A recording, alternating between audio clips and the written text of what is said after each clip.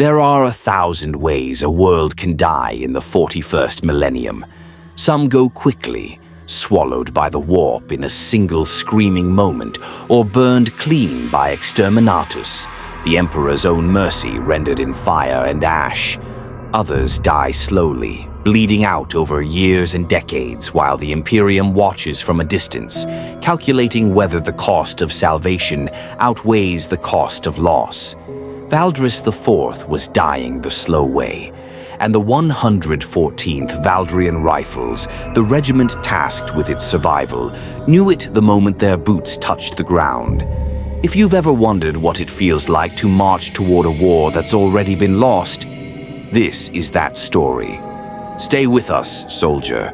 And if tales like this speak to something in your soul, smash that subscribe button right now. The Emperor protects those who stand with the channel. The troop carriers descended through a sky the color of a bruise.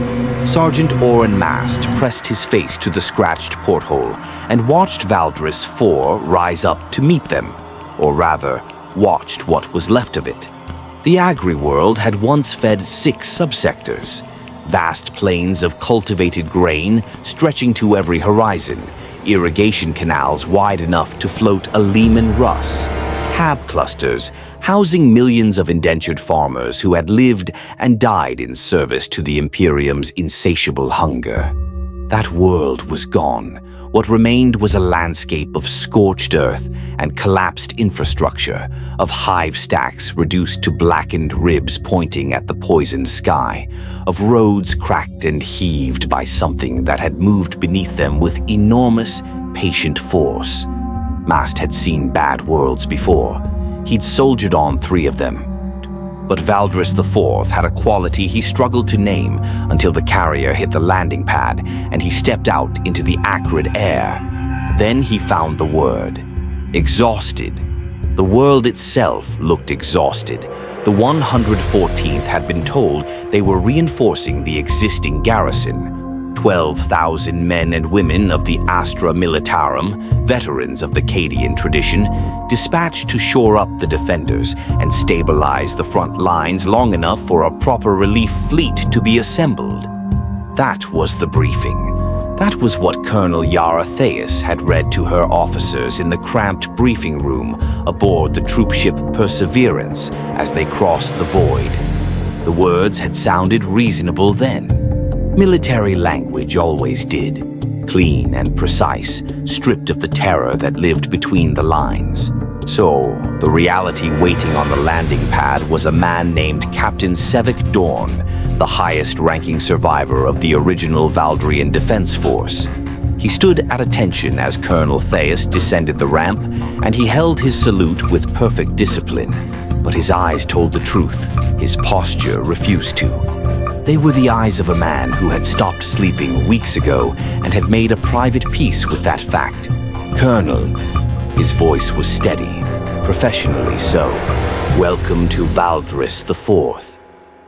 Theus was a tall woman, silver-haired despite being barely 50 standard years old, with a face that maps of campaign scars had turned into something almost geological.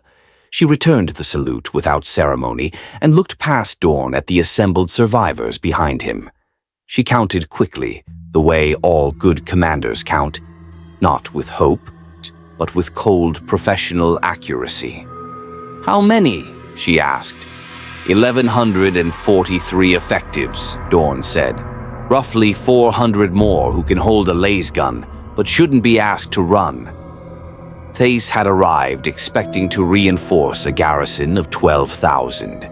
What she found instead was a shattered remnant, a force that had been ground down to less than 1/6 of its original strength, and which now stood at rigid attention in the ash-stained air, as if discipline alone was holding the bones of the world together.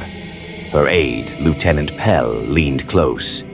"Colonel, our orders specified a reinforcement action. This is..." "I can see what this is, Lieutenant." Theus kept her voice flat and even.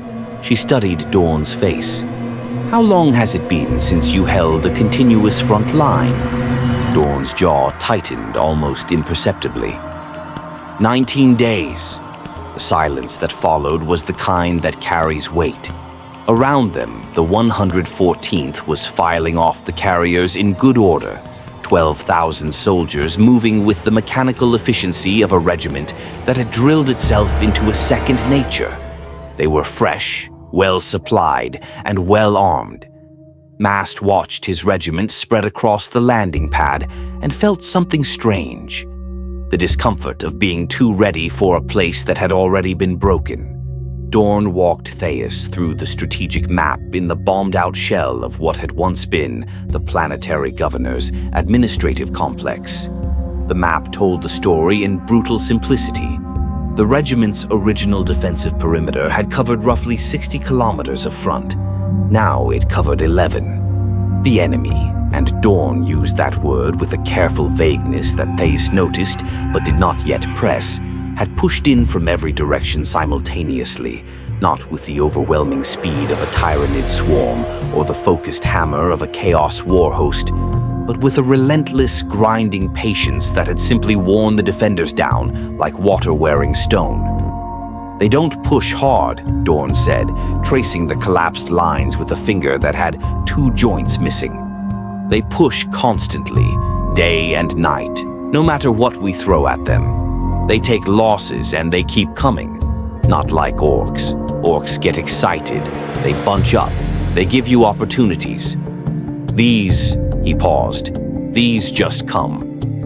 Mast, standing near the doorway with the other senior NCOs, caught Sergeant Valis catching his eye. Valis was the oldest soldier in 3rd Company. See, a woman who had survived Armageddon and didn't talk about it. She wasn't looking at the map. She was looking at Dorn's hands.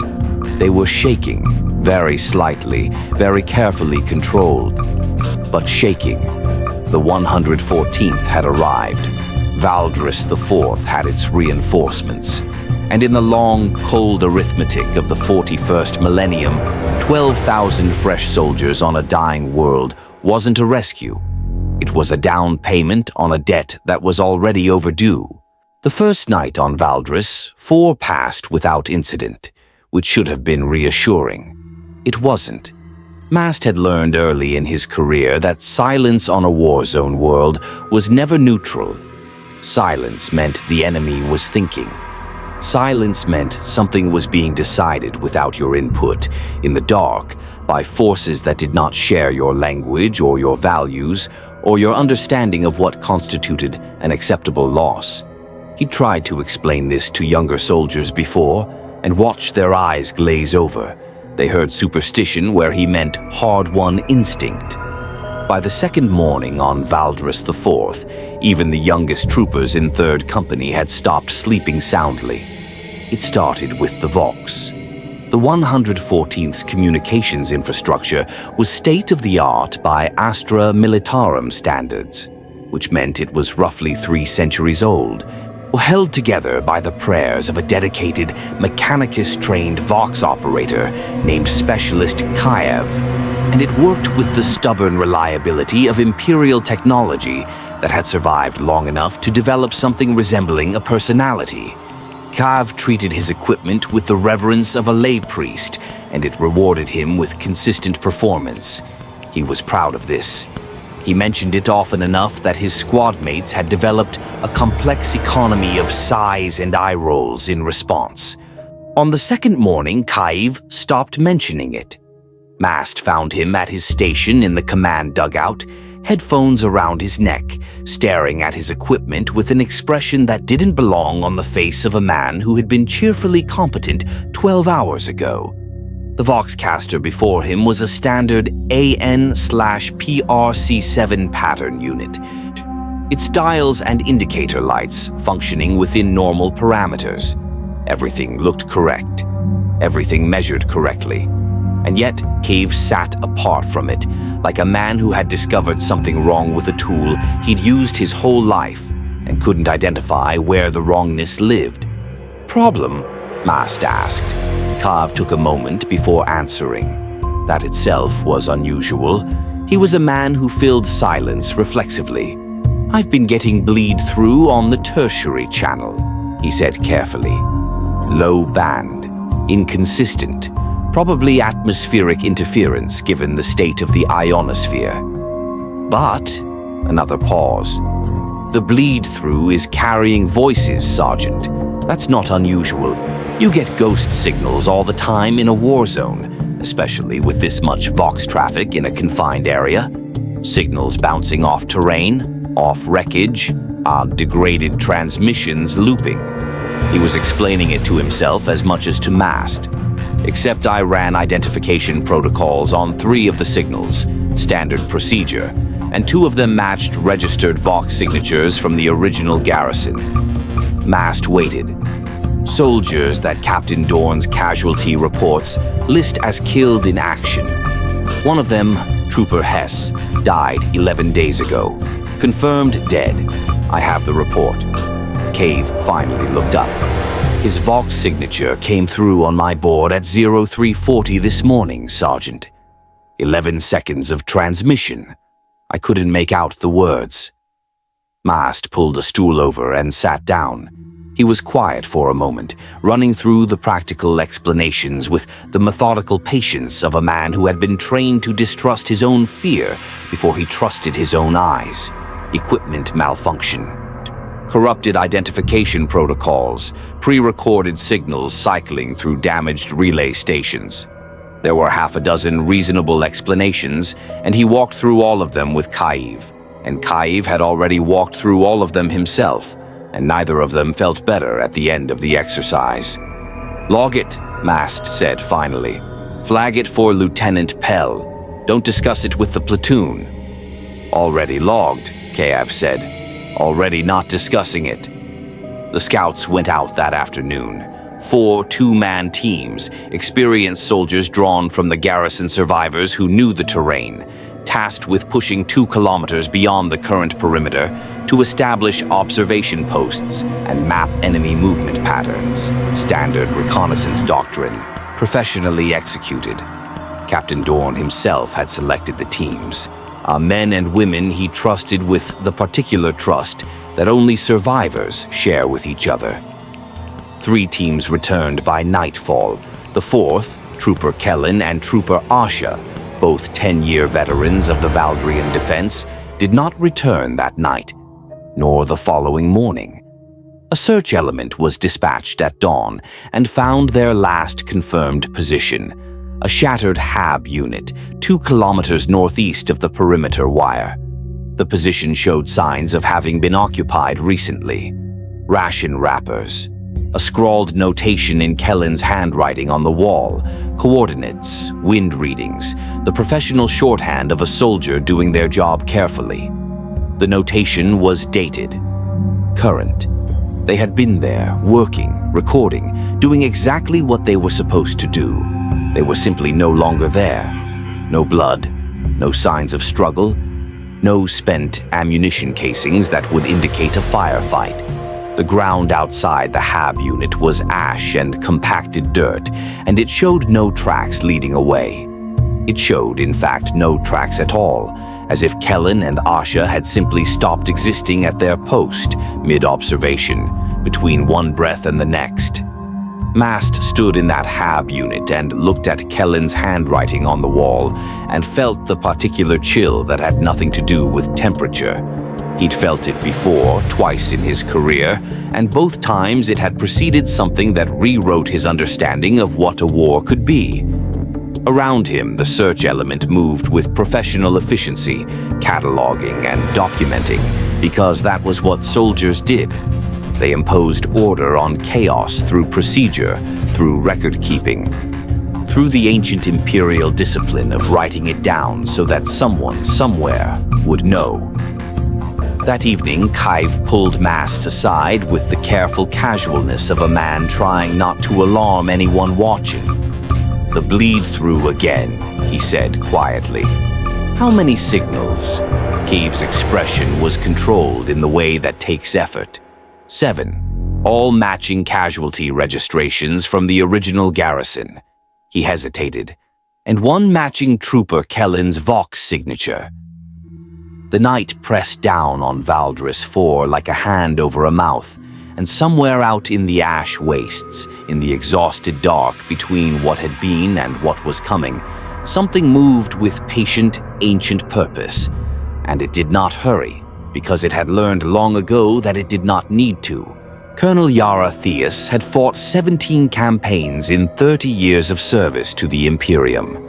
She had faced orcs on Sanctus III, repelled a chaos warband on the outskirts of Cadia's successor worlds, and once held a mountain pass for 11 days against a force 4 times her size, using nothing but entrenching tools, disciplined fire, and a stubbornness that her superiors alternately praised and found exhausting. She was not a woman given to uncertainty. Uncertainty, in her experience, was a luxury that got people killed. But on the morning of the 4th day on Valdris IV, she stood in the ruined command complex with Captain Dorn and looked at the intelligence reports spreading across the table between them. And she felt something she recognized as uncertainty's more dangerous cousin, the specific, a cold vertigo of a commander who realizes that the war she prepared for is not the war she is fighting. "Walk me through it again," she said, "from the beginning." Dorn had been awake for 36 hours. It showed in the fine lines around his eyes and the careful deliberateness of his speech, the way exhausted professionals slow their words to compensate for the speed at which their thoughts were beginning to blur. "It started 14 weeks ago," he said. "Cult activity in the southern agri-districts. Standard pattern. Workers going missing, symbols appearing on infrastructure, a few isolated attacks on Arbite's posts. We'd seen it before on other worlds. We knew the playbook." He paused. "We ran the playbook. It didn't work." The cult had been larger than initial assessments suggested, and faster moving, and stranger. Say not the frenzied devotion of a chaos uprising where corrupted souls burned themselves out in orgiastic violence and left obvious trails of mutation and desecration. These cultists moved quietly, systematically. They didn't destroy infrastructure, they redirected it. Power conduits rerouted to unknown destinations, water processing facilities modified in ways the regiment's engineers couldn't immediately interpret. It was as if someone was renovating the world from the inside, repurposing its systems for an agenda that nobody had yet been able to read. Then the orcs came. A freebooter war band, nothing coordinated, no WA-level organization, just several thousand greenskins who had detected the scent of conflict on the planet and descended with the cheerful, catastrophic enthusiasm that defined their species. Under normal circumstances, an orc warband landing in the middle of a chaos cult uprising would create chaos of the straightforwardly military variety. 2 enemies fighting each other as much as fighting the Imperium, creating opportunities, burning themselves down. Standard doctrine had clear guidance for this scenario. What happened instead was wrong. They didn't fight each other, Dorn said, and his voice carried the flat, affectless quality of a man recounting something he still hadn't fully processed. The orcs hit the southern districts where the cult was strongest, and for about 6 hours we thought we were catching a break. Then the Vox traffic from our southern observation posts stopped. When we sent a patrol to investigate, he stopped, reorganized. The orcs were still there, but they weren't fighting anymore. They were moving with purpose, not in the random surging way orcs move, in formation, along routes that the cult had already cleared. Theus kept her expression neutral with the practiced discipline of command. Beside her, Lieutenant Pell was less successful. She heard the small, involuntary sound he made and filed it away without comment. The Mechanicus adept attached to the regiment, a taciturn woman named Enginseer Solv, who communicated primarily through her servo skull and a series of clicking binaric utterances, had spent 2 days analyzing soil samples and structural surveys from the affected regions. She delivered her findings that morning in the clipped, affect-stripped language of her order, but even through the mechanical cadence of her speech, Thais could identify the thing underneath it. The same thing she heard in Dorn's voice, and in Kaev's voice, and in the silence of the soldiers on the perimeter wall when they looked out at the ash wastes and didn't speak. The soil samples contained trace biological material that matched no known orc, human, or chaos-derived organism in the Engine Seer's extensive catalog. It was old, extremely old, she emphasized, in the way someone emphasizes a fact they want someone else to take responsibility for. The structural surveys of the modified infrastructure revealed a pattern once you overlaid all the data points. The redirected power conduits, the modified water systems, the rerouted tunneling networks that the cult had spent weeks expanding beneath the surface. They all converged on a point roughly 4 kilometers beneath the planet's surface, on something that the deep augury scanners identified as a structure. See, not a natural formation, a structure built with intention, buried with purpose, and apparently, after an unknown period of dormancy, beginning to wake up. How long has it been active? Thais asked. Solve's servo skull rotated toward her with the smooth precision of well-maintained machinery. Estimated activation commencement, 16 weeks prior to current date. The cult activity began 14 weeks ago. A pause measured in microseconds. The entity beneath the surface woke first, then the cult mobilized. Correlation coefficient, 0.97. It hadn't been a cult uprising that attracted opportunistic orcs. It had been something far older than either, stirring in the dark beneath a world it had perhaps known before. Humanity had learned to build fires, reaching upward through the substrate of the planet. See, finding the weakest minds, the hungriest souls, the most desperate greenskins, and pulling them toward a purpose that served not chaos, not the greenskin hunger for war, but something else entirely. Something that used both the way a craftsman uses different tools for different parts of the same project. Thais looked at the map, at the shrinking perimeter, at the 14 weeks of grinding, patient, architectural assault that had reduced a 12,000-strong garrison to 1,100 survivors. "It's been building something," she said quietly. Not a question.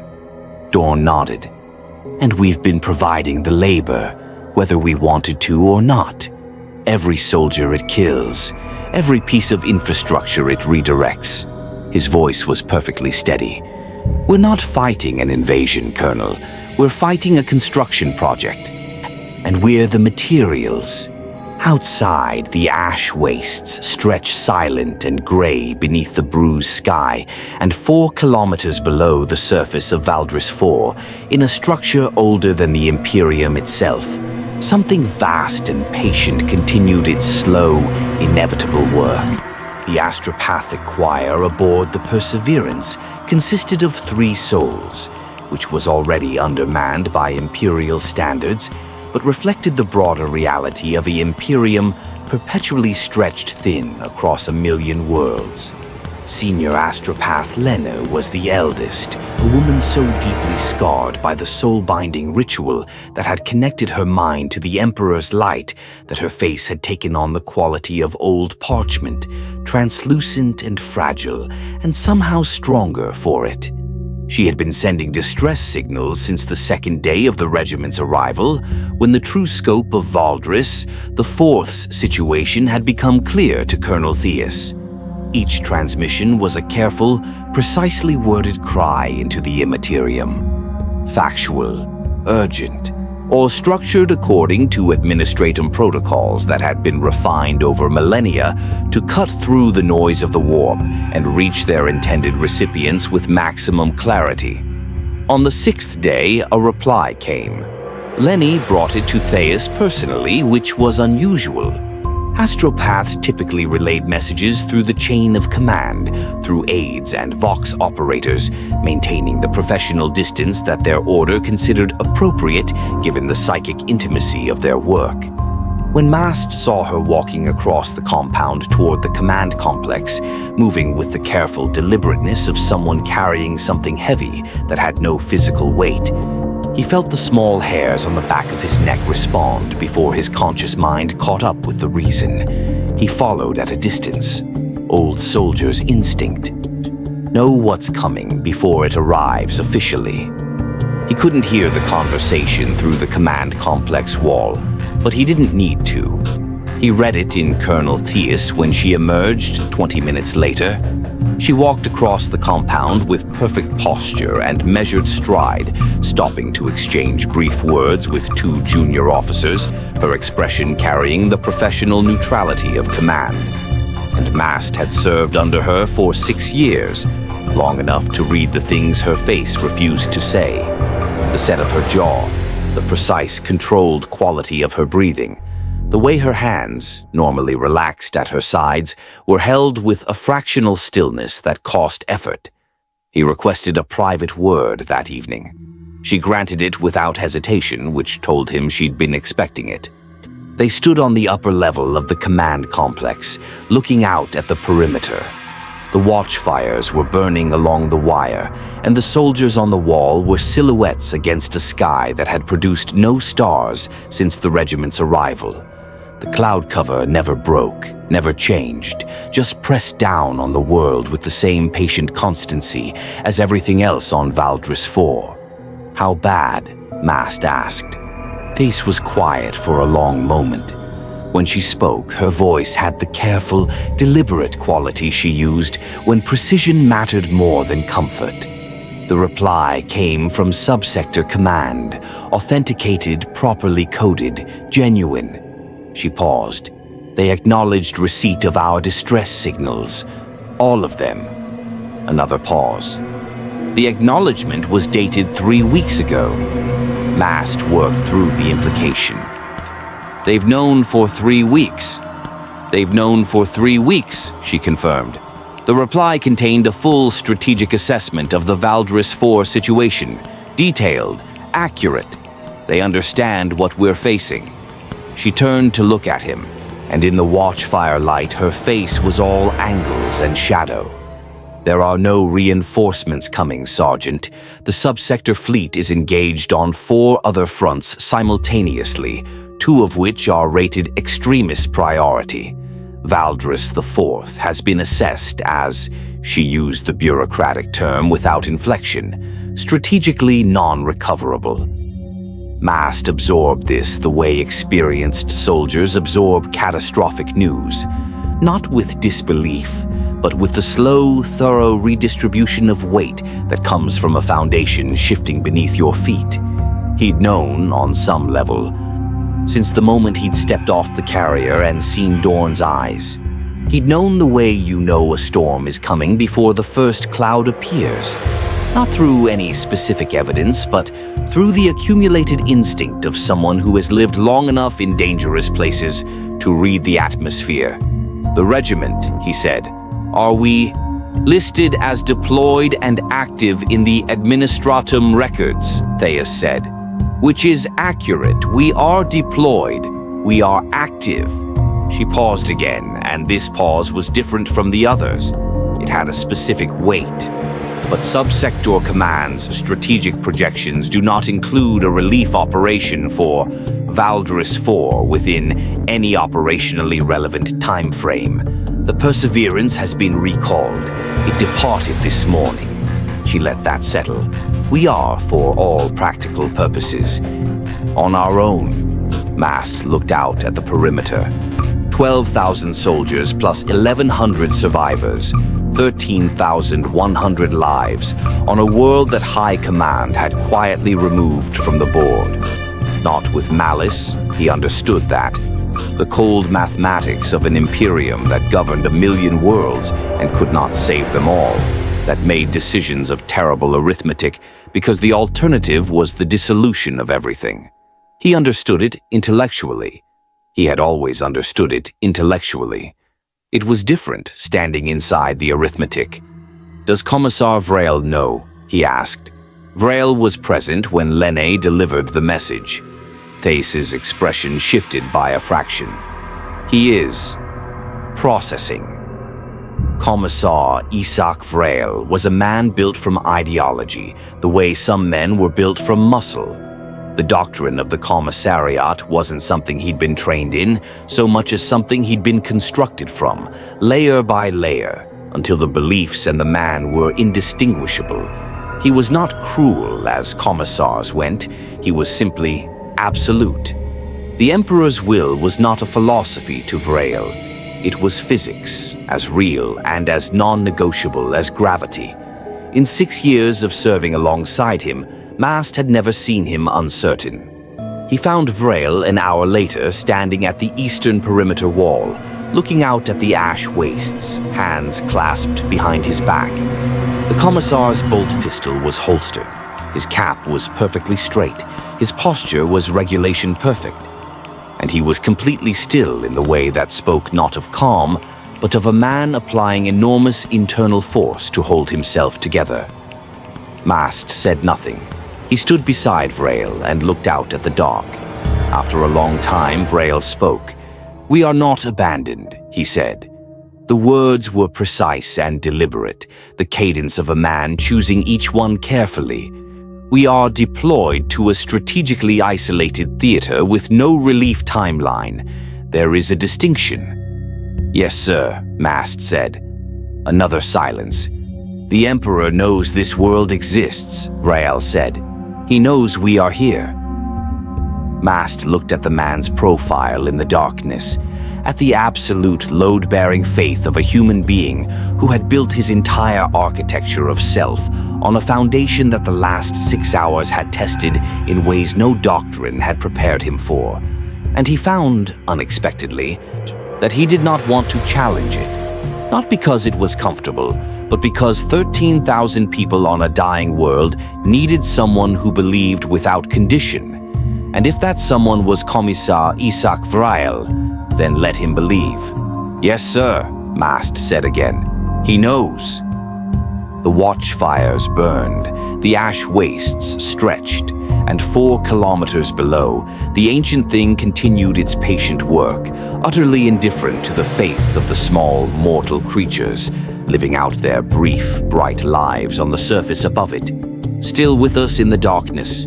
Hit that like button if this tale chills your soul, and subscribe to witness every chapter of Valdris IV's final stand. The meeting that Colonel Theis called on the 7th day was attended by every officer of sergeant rank and above, roughly 200 people packed into the shell of the governor's old banquet hall, standing in the rubble of what had once been a room designed for celebration and excess, beneath a ceiling half open to the gray sky. She stood at the front without a podium, without notes, without the kind of visual aids that staff officers used to cushion difficult news in the wrapping of data and projection. Just her and the truth, and the people she was about to hand it to.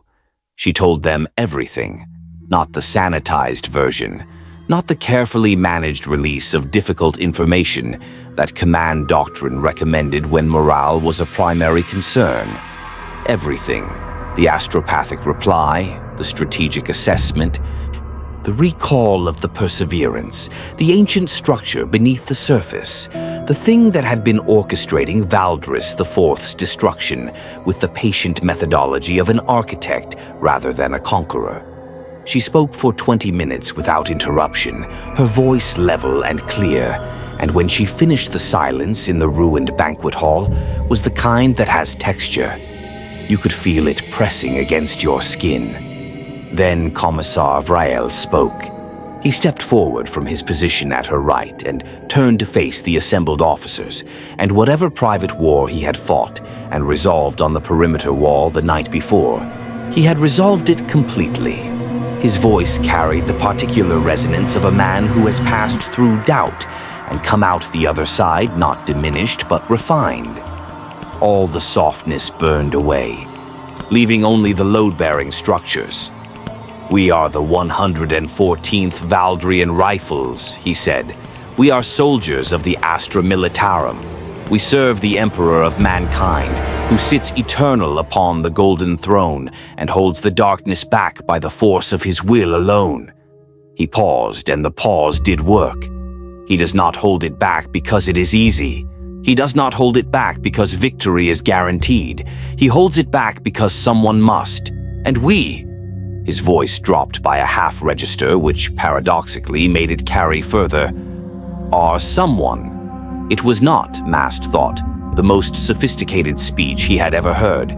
It contained no tactical information and no strategic plan. It offered no false hope and no specific path to survival. What it offered instead was something older and more fundamental, the reminder that the act of resistance has value independent of its outcome, that standing in the dark and refusing to move is itself a form of victory, even when the dark wins. He watched it move through the assembled officers like a current. Not euphoria. These were experienced soldiers, and experienced soldiers had no use for euphoria. Something quieter, a kind of settling, like a structure finding its center of gravity. Then Theus outlined the plan, and the quiet became something harder. The 114th's defensive position could not hold indefinitely against the forces assembling in the ash wastes. The intelligence picture had clarified enough to give them rough numbers, and the numbers were not compatible with prolonged static defense. The ancient thing beneath the surface was accelerating its construction timeline, which meant the enemy forces serving it were being pushed with increasing urgency. More orcs were arriving from orbit in the disorganized piecemeal fashion of greenskin logistics, drawn by the growing psychic resonance of whatever was waking below. Cultist activity was increasing in complexity and coordination, and in the deep augury scans, the thing itself was registering at power levels that Engine Seer Solve described, with characteristic mechanical understatement, as concerning. Static defense would mean being ground down. Slowly, methodically, the way the original garrison had been ground down, not through one catastrophic assault, but through the accumulated weight of endless pressure until the numbers simply ran out. Theus was not proposing static defense. What she was proposing was elegant in the specific way that desperate plans are sometimes elegant, stripped of everything non-essential by the ruthless editor of necessity, reduced to pure function. The 114th would not hold the perimeter. It would abandon it. Deliberately, in good order, drawing the enemy forces inward in pursuit, while 3 specialized demolitions teams, drawn from the regiment's engineering corps and the garrison survivors who knew the underground infrastructure, worked their way toward the convergence point 4 kilometers below the surface. Not to destroy the structure. Engine Seer Solve had been grimly clear that they lacked the ordnance for that. The thing below was old beyond reckoning and built from materials her instruments couldn't fully characterize. Oh, but they didn't need to destroy it. They needed to interrupt it. The construction project below required the redirected infrastructure above. The power conduits, the water systems, the tunnel networks that the cult had spent weeks carefully preparing. Cut enough of those connections simultaneously with enough explosive force, and the power flowing into the structure would destabilize. Not permanently, but enough. Enough to stop whatever was being built from being completed on the enemy's timeline, enough to buy time that nobody was coming to use. "Time for what, Colonel?" asked Lieutenant Harren of 2nd Company. Young officer, good instincts, honest enough to ask the question everyone was thinking. Theus looked at him steadily. Time for the astropathic record to reach someone who can act on it. Time for what happened here to be understood before it's repeated somewhere else. She didn't look away from him. "We may not be able to save Valdris IV, but we can make sure that whatever is beneath it doesn't finish what it started on our watch. And we can make sure that someone in the Imperium knows what this thing is before it tries again somewhere else." Harren absorbed this, nodded once, sat down. The planning session ran for 6 hours. Mast spent most of it with the engineering teams, working through the demolition sequences with the meticulous care that the work demanded. The underground tunnel networks were partially collapsed in several sections, which meant the teams would be navigating partly blind in confined spaces under time pressure with enemy forces above them and an awakening ancient intelligence below. The margin for error was, in the technical assessment, essentially 0. Sergeant Vallis appeared at his shoulder at one point, studying the tunnel maps with the focused attention she brought to everything. "I've done tunnel work before," she said, which for Vallis constituted an enthusiastic volunteering. "Armageddon?" Mast asked. "Armageddon," she confirmed, in the tone that closed the subject permanently. He put her on Team 2. That night, for the first time since landing on Valdris 4, Mast sat down and wrote a letter. Not to anyone specific. He had no family left, and the friends from his early service were scattered across campaigns he'd long since lost track of. He wrote it to no one and everyone, in the plain language of a man who had spent 30 years learning that plain language was the only kind that survived. He wrote about the regiment, about Thais and Vrael and Valis and Kaiv and Dorn and Harren, and all the names that had accumulated over 6 years of shared service. He wrote about what they were going to do and why, not in the heroic register of commissariat propaganda, but in the plain, tired, honest voice of a soldier who understood what was being asked. He sealed it, gave it to Kaiv to add to the Vox archive. Kaiv took it without a word. He'd been doing that all day, collecting things people gave him, adding them to the archive, building a record with the same quiet dedication he brought to his equipment. He understood, Mast thought, better than most what his job actually was now. Not communications, not maintaining the Vox. Something older, something that predated the Imperium, predated the Emperor, predated war itself. Bearing witness. Outside, the ash wastes had come alive with movement. Not the cautious probing of the previous nights, but something more purposeful. Shapes in the gray dark, more numerous than before, moving with the particular convergent intention of forces that had received new direction. Below the surface, the power readings in Solve's instruments were climbing steadily, hour by hour, with the inexorable quality of a tide. The 114th Valdrian Rifles sharpened their blades, checked their charges, said their prayers, and waited for dawn. Dawn on Valdris IV was not so much a sunrise as a slow, reluctant brightening, the gray pressing upward by degrees until it achieved a slightly lighter gray, the ash-choked sky admitting just enough light to see by without ever committing to anything as definitive as color. The soldiers on the perimeter wall watched it come with the particular attention of people who understand they may be counting these moments. The assault began 40 minutes after first light.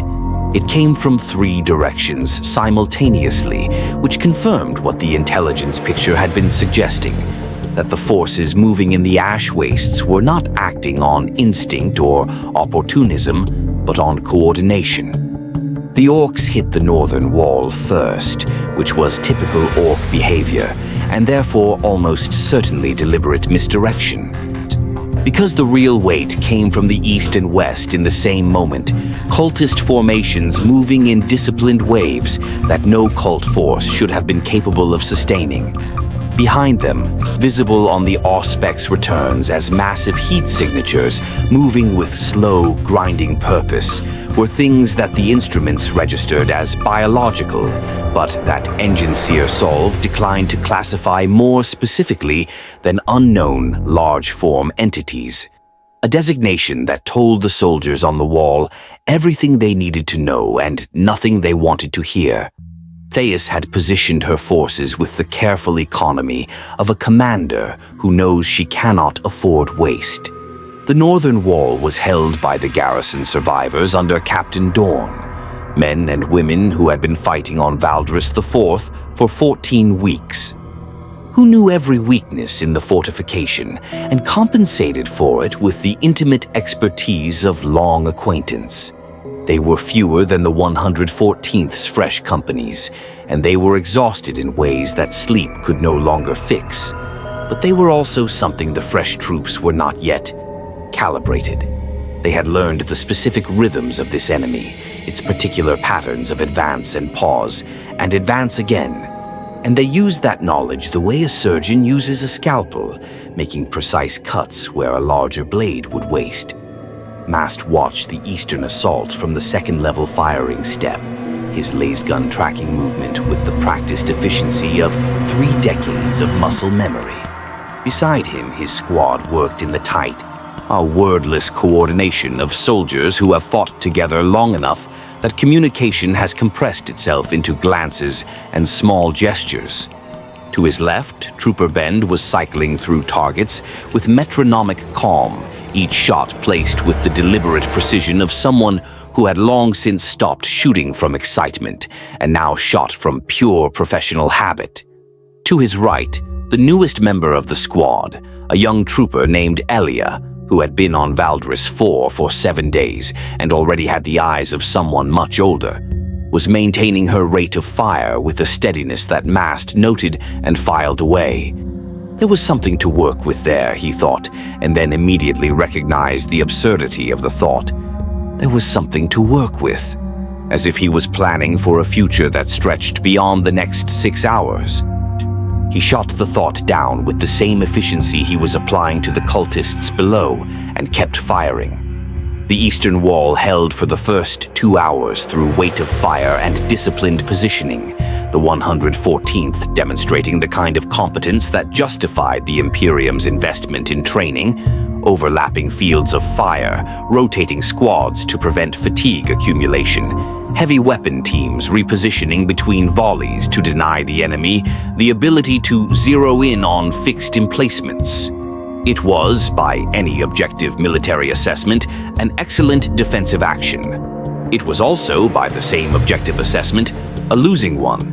The forces pressing the eastern wall were numerous enough to absorb losses at a rate that would eventually outpace the regiment's ability to inflict them. See, and they were doing so with the patient arithmetic of something that understood attrition better than any orc or cult force should have. At the 2-hour mark, the western wall's Vox channel erupted. Lieutenant Harron's voice came through with the controlled urgency of a good officer in a deteriorating situation, clipped, precise, stripping the report down to its essential information with admirable economy. The unknown large-form entities had reached the western wall. They were not using the gates or the weak points in the fortification that the enemy's intelligence should have identified. They were walking through the wall, not breaching it with explosive force or mechanical assistance, walking through it. As if the ferrocrete and plasteel that had taken the garrison weeks to reinforce was simply a suggestion that they had chosen not to accept. Mast heard Theus's voice on the command channel, steady as bedrock. Western companies fall back to secondary positions. Engineering teams, you are go. Commissar Vriel, you have the perimeter. The plan was in motion. The demolitions teams had been staged since before dawn, 3 groups of 12 soldiers each, drawn from the engineering corps and the garrison veterans, equipped with melta charges and breaching equipment, and Enginseer solves precise targeting data for the infrastructure convergence points below. They entered the tunnel network through 3 separate access points in the basement levels of the command complex, moving in single file through passages that the cult had widened and reinforced over weeks of underground labor, lit by the blue-white glow of handheld lumens and the occasional bioluminescent marker that some previous occupant had left behind for reasons nobody had examined too closely.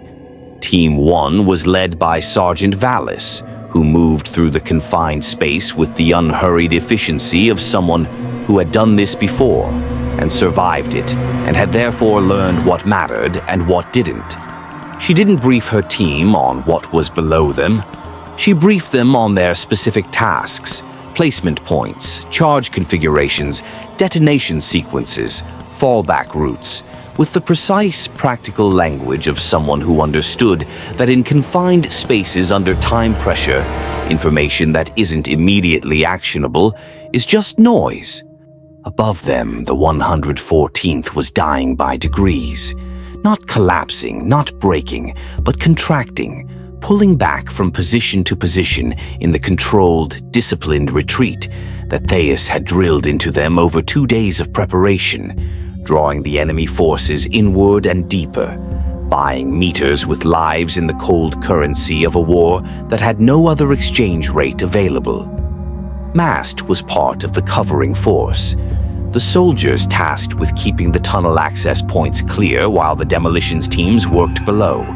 He'd argued for a place on one of the teams themselves, and Thais had declined with the particular firmness she reserved for decisions that weren't open to discussion. "I need you above ground," she'd said. "You're the one person in this regiment who can read this situation in real time and tell me when it's changing faster than the plan accounts for." It was, he recognized, a reasonable argument. It was also, he recognized, a way of keeping him alive slightly longer than he would otherwise be, and he was not entirely sure whether to be grateful for that or not. The Western Wall's structural integrity alerts were multiplying across the command board when the first of the large form entities pushed through the secondary defensive line and entered the compound proper, and Mast got his first direct look at what had been moving in the ash wastes. It was not chaos touched in any form he recognized. It was not Xenos in any catalog he'd been trained on. It was large, 4 meters at the shoulder, roughly, and moved with a fluid, almost graceful economy that was wrong in the specific way that things are wrong when they are optimized for purposes that human bodies aren't built to understand. Its surface was somewhere between biological and mineral, shifting as it moved, and its attention, if the slow rotation of the sensor cluster that approximated a head could be called attention, moved across the compound with the calm, systematic quality of something taking inventory. It looked at the soldiers in its path the way a builder looks at scaffolding. Then it walked through them, purposefully, heading for the tunnel access. Mast raised his lasgun, knowing it was insufficient, and fired anyway, because he was a soldier of the astramilitarum, and insufficient was not the same as pointless, and the tunnel access had to stay clear for 4 more minutes. The tension builds and the walls are falling. Subscribe now to witness every remaining chapter of Valdris IV's final stand. Comment below. What do you think lies waiting 4 kilometers beneath the surface? The thing that had been Sergeant Aldrich Penn was standing in the middle of the eastern corridor when Trooper Elia found him. She almost didn't report it. That was what she told Mast afterward, in the clipped, honest way of someone still processing their own response to something they hadn't been trained for. She had almost just kept moving, almost convinced herself that what she was seeing was something explainable, because the mind reaches for explanations the way a drowning person reaches for anything solid, regardless of whether it will hold weight. She had known Penne for 7 days, which was long enough on Valdris IV to know someone thoroughly. Long enough to know the particular way he held his lasgun, the slight forward lean he carried in his shoulders, the sound of his voice on the squad channel. The thing in the corridor had all of those things. It stood with Penne's posture, held the weapon with Penne's grip, and when it turned at the sound of her footsteps, it moved with Penne's specific, unhurried deliberateness. His face was Penne's face.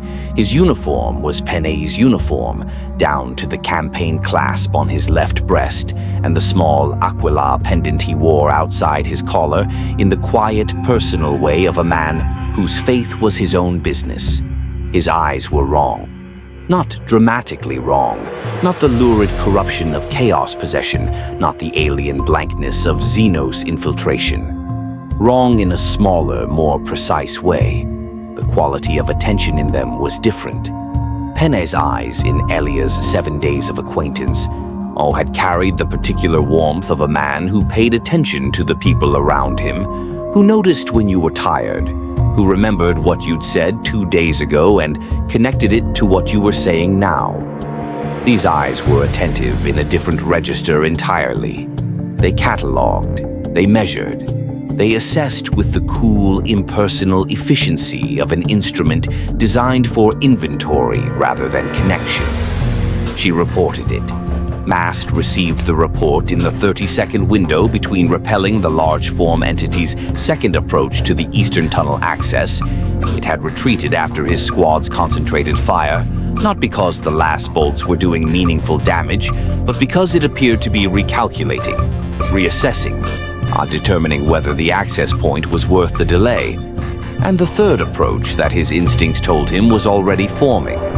He processed Ilya's words, asked 2 specific questions, and made the decision that the situation required before his emotions had finished forming an opinion about it. "Contain him," he said. "Don't engage unless he moves toward the tunnel access or toward other personnel with hostile intent. I'll be there in 4 minutes." He was there in 3. Penny, or the thing occupying Penny's form, his mind supplied, and he let it because precision mattered, was still standing in the corridor and had not moved. This itself was informative. It wasn't attempting to flee or fight or deceive. It was simply standing, watching the soldiers who had formed a loose perimeter around it with the weapons-ready posture of people who didn't know what they were pointing their weapons at. Waiting, Mast thought. It was waiting for something, or someone. He stopped 4 meters away and looked at it carefully. "Penne," he said. "Sergeant Mast." The voice was Penne's voice. The cadence was slightly off, not dramatically, not in the way of a bad imitation, but in the way of a precise copy that had captured every technical element and missed the one thing that couldn't be technically captured. The rhythm of how a specific human being uses language, the tiny hesitations and emphases that are the sonic fingerprints of personality. "The process is not what you think it is." Mast kept his expression neutral. "Tell me what it is." "Preservation," it said. "The structure below preserves. It has always preserved. The biological material it requires, the neural architecture, the experiential data, the accumulated patterns of individual consciousness. It does not destroy these. It records them, integrates them." A pause with Penny's exact timing. Aldrich Penne is not gone. He is more completely present than he has ever been. Around him, Mast felt his soldiers processing this with the rigid discipline of people choosing not to react because they hadn't been told to react yet. He was grateful for it. He was also, underneath the professional calm, experiencing something cold and specific that he recognized as a targeted attempt at his resolve. Because the argument was not stupid. In the 41st millennium, the alternative to what had happened to Penne was almost certainly a shallow grave on a forgotten world, his name surviving in regimental records for precisely as long as it took for those records to be lost or destroyed. Whatever was below them was offering something that the Imperium, for all its vast machinery of faith and war, had never been able to offer its soldiers. The promise that they would not simply disappear. He thought about Cave, carefully building his archive. He thought about the letter he'd written and sealed and handed over. He thought about Astropath Lena, spending her mind like currency in the dark, so that someone somewhere would know what had happened here. Then he thought about Penny's eyes, the specific, irreplaceable quality of attention that had lived in them and was no longer there, and he understood the price of the offer with complete clarity. "Where is he?" Mast asked quietly. The part that chose what to eat in the morning and laughed at bad jokes and got nervous before an assault and never admitted it. Where is that? The thing that wore Penne's face was silent for a moment that felt like computation rather than consideration. "Integrated," it said finally. "Gone," Mast said. "Transformed." "Gone," he said again, without heat, without drama. Just the flat, honest word for what had happened. Whatever you are, whatever is below us, it didn't preserve him. It consumed him and kept the shape. He looked at the face of the man he had known for 6 years, the face that had been someone and was now something, and he let himself feel the weight of it for exactly 1 second. Then he set it aside, because the tunnel access needed to stay clear, and the demolitions teams had 40 minutes of work remaining, and his grief was a thing he could carry later, or not at all. He turned to Corporal Bane. Restrain and isolate. The structure below may be using him for reconnaissance or communication disruption. Keep him away from the Vox equipment and the tunnel access. Do not harm him unless he moves against personnel. He paused. And treat him with the dignity appropriate to his rank. Whatever else is true, that uniform is still his. Bane nodded once, the nod of someone who understood that the Order was doing several things simultaneously, not all of them tactical. The larger question, how many others had been touched, changed, or quietly redirected, Mast did not ask aloud, because asking it aloud would require the regiment to answer it, and answering it would cost time and trust and cohesion that they could not afford to spend right now. He flagged it for Theus on the command channel with a 3-word code that they had established in the planning session for exactly this contingency. Internal integrity compromised. Her response came back in 2 words. Noted. Continue. He continued.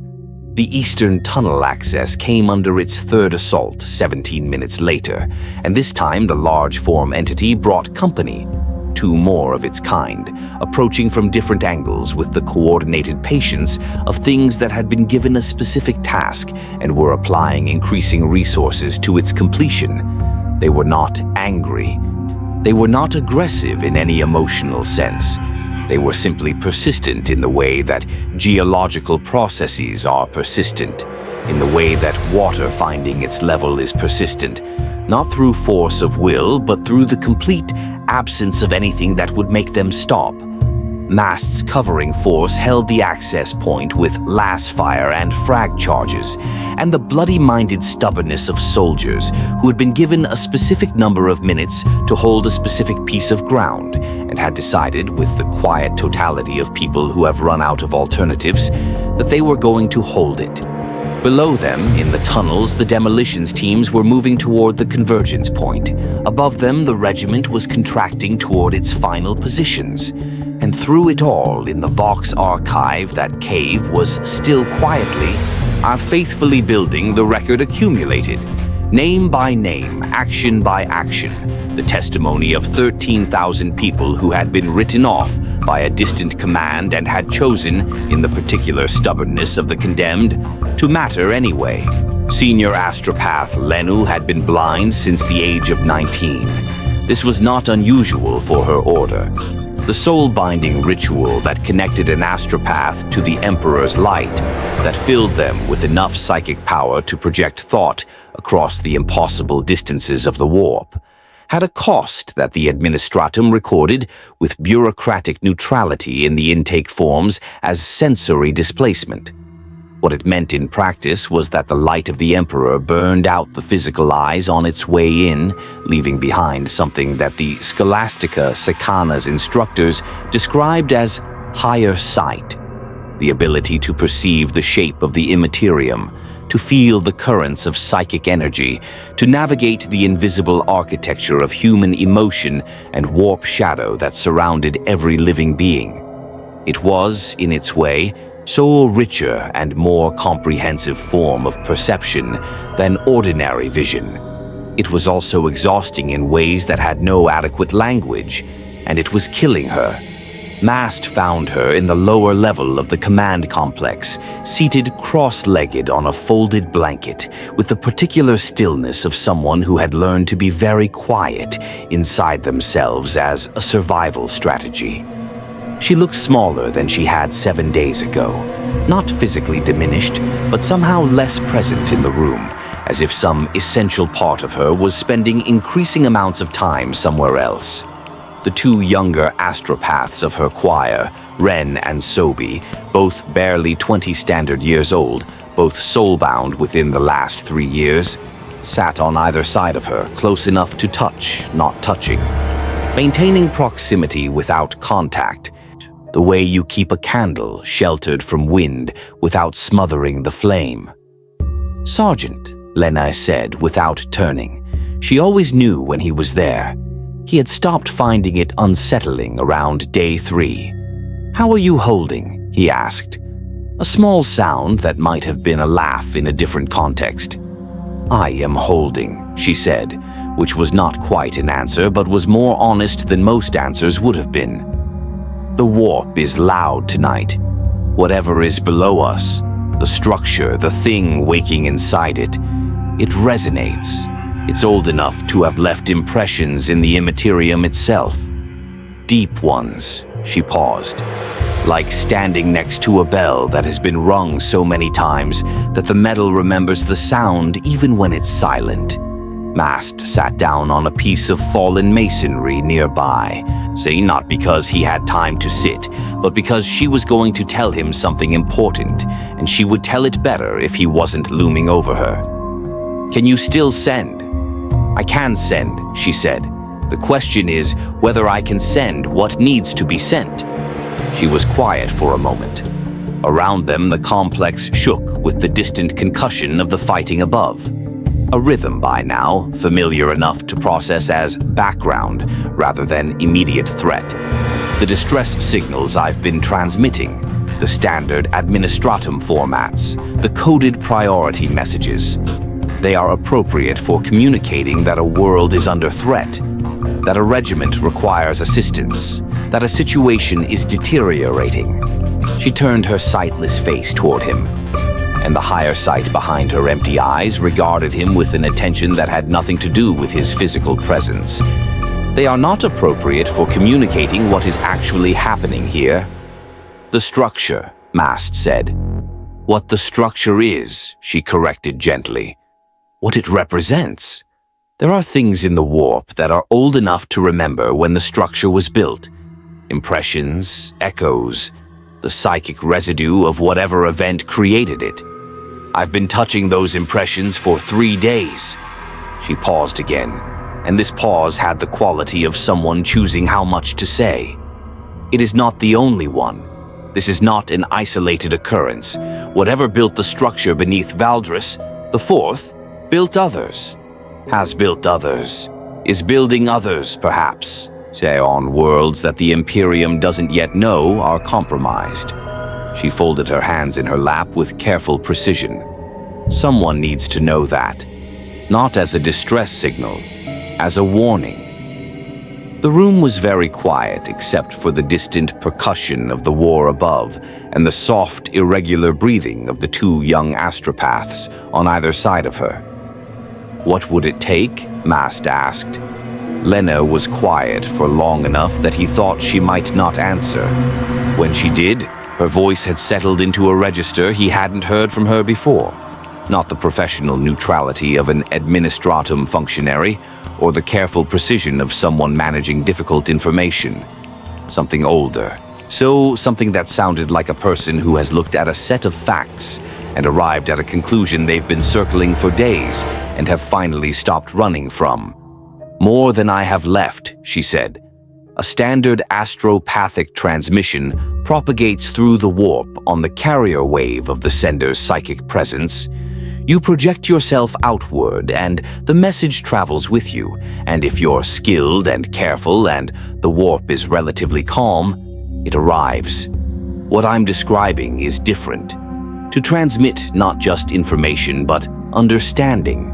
To send something that carries enough psychic weight to be recognized as significant by whoever receives it. To encode in the transmission itself the resonance of what I've been touching in the warp impressions of this place." She stopped, breathed, continued.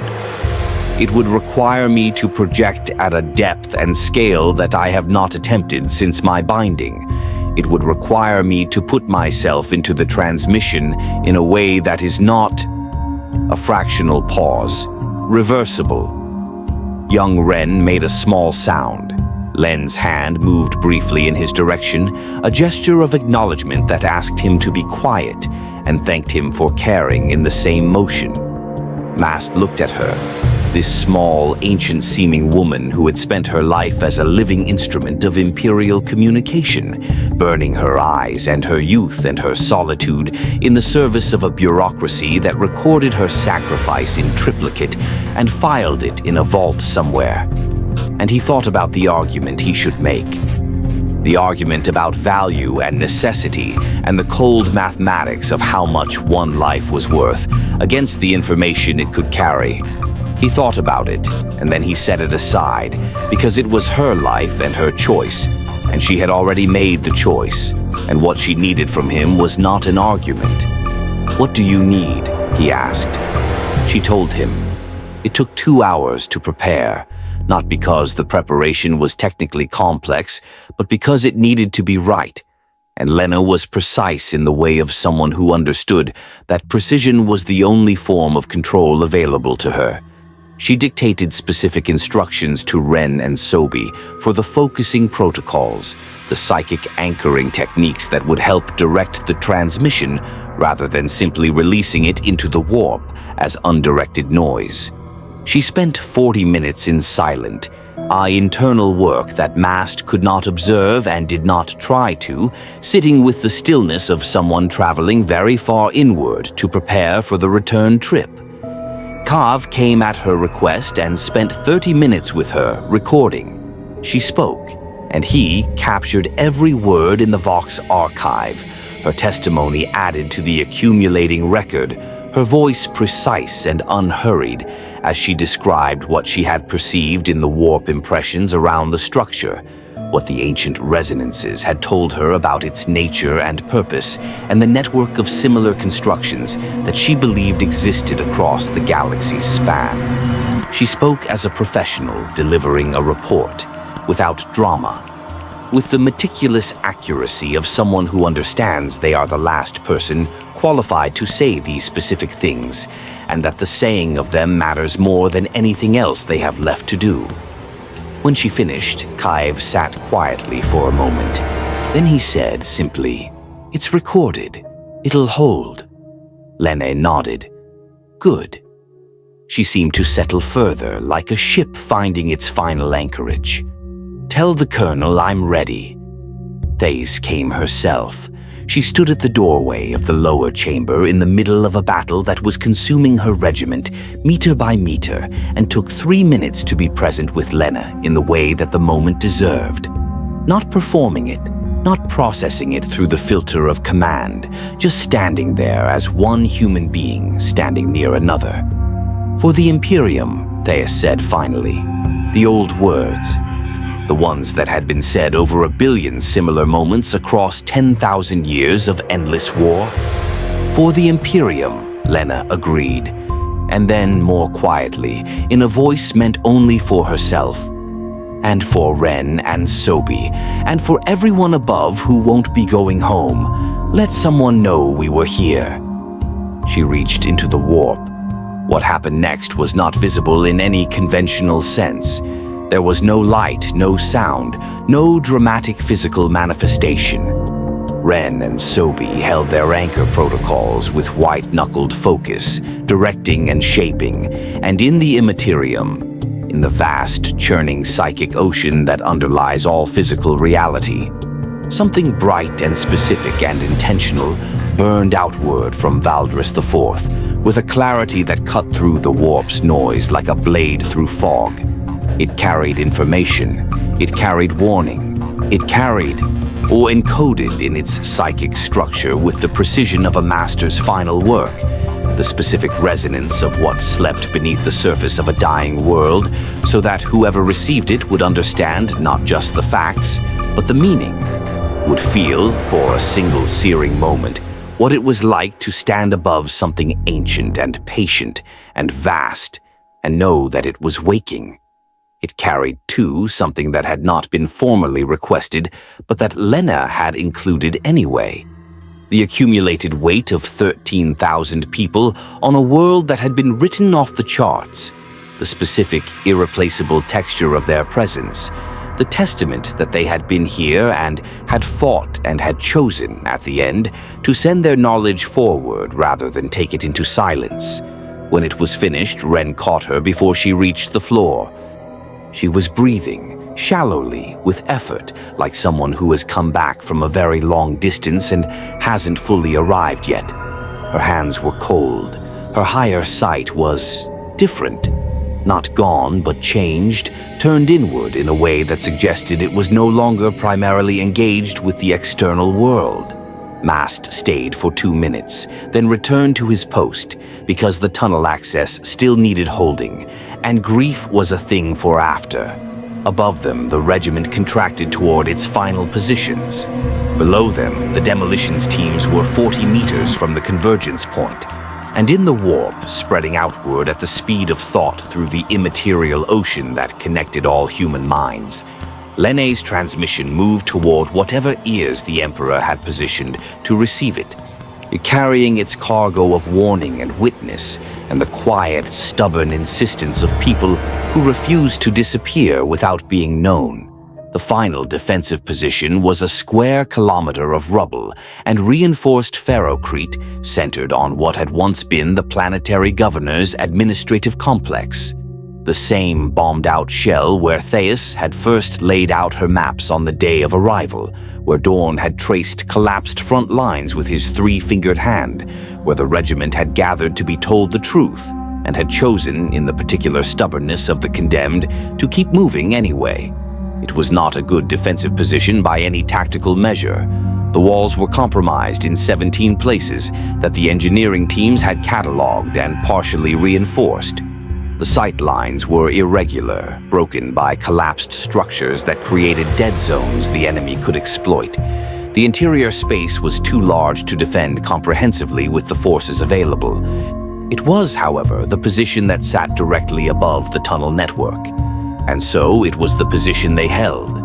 Theis had arranged her remaining forces with the precise economy of a chess player who has lost most of her pieces and is playing now not to win but to control the board for as long as the remaining moves allow.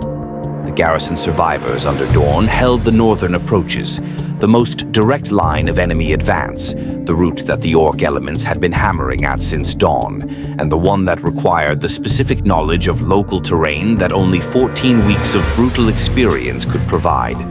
The 114th's remaining companies were distributed along the eastern and western approaches in overlapping fields of fire, their positions mutually supporting in ways that turned each individual weakness into a shared strength.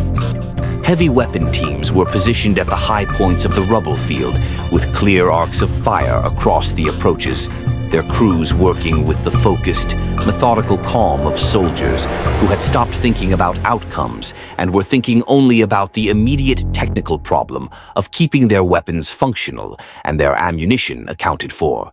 Commissar Vrael moved between positions. This was not unusual for a commissar in an active engagement.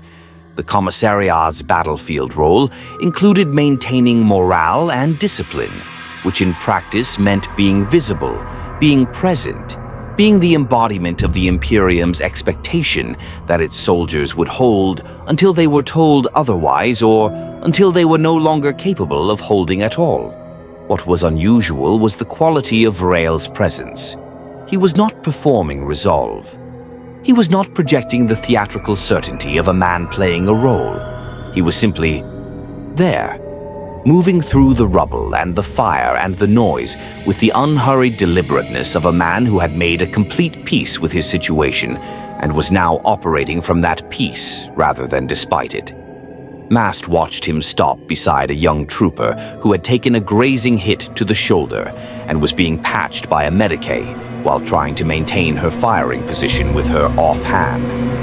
Vrael crouched beside her, actually crouched in the rubble in his commissar's coat, and said something that Mast couldn't hear over the noise of the engagement.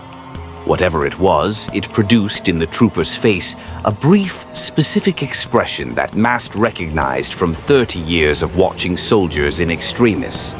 Not happiness, not relief, but the particular settling that happens when a person feels genuinely seen by someone who isn't pretending that everything is fine. Vrel moved on.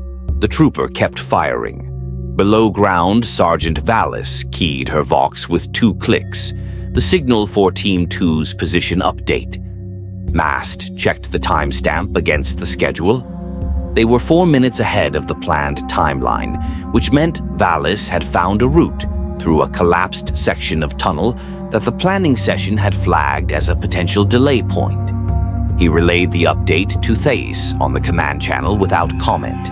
She responded with a single acknowledgement tone.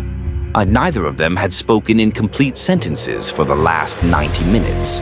The command channel had compressed itself into the minimal language of people managing too many simultaneous demands on their attention, a private code of tones and abbreviated call signs that carried more information per second than speech could manage.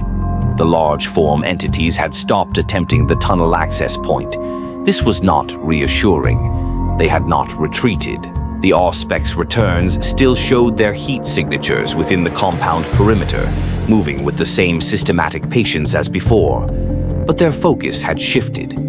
They were moving toward the center of the compound now, toward the administrative complex itself, in a slow converging pattern that suggested either a change in instructions from below or, and Mast found this thought more troubling, an independent assessment that the tunnel access point was no longer the critical objective.